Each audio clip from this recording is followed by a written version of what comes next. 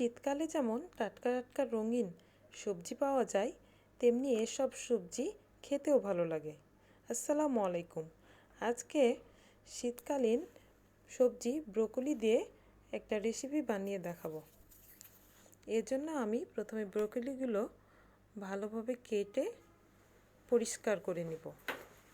এর সাথে আরও নিয়ে নিব গাজর কুচি করে কেটে এবং নতুন আলু।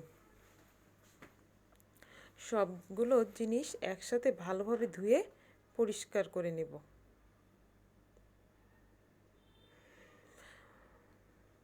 ভালোভাবে ধুয়ে পরিষ্কার করে নেওয়ার পর একটি কড়াই গরম করে সবজিগুলো সিদ্ধ হওয়ার জন্য দিয়ে দেব।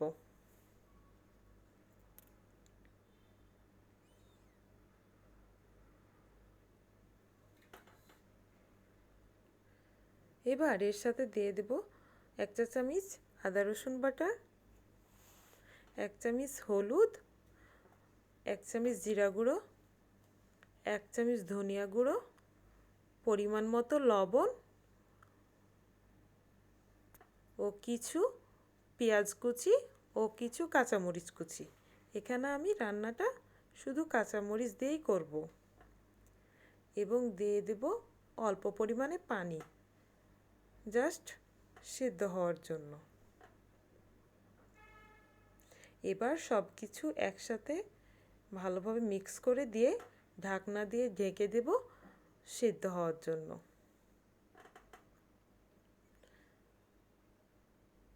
এরই মাঝে আমি 2-1 বার নেড়ে দিয়েছি।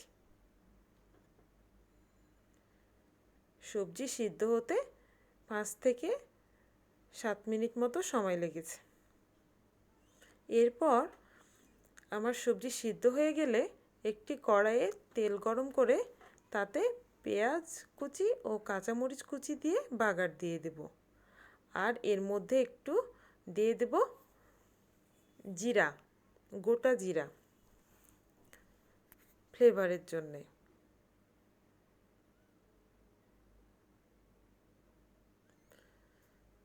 এবার সবজিটা দিয়ে দেব।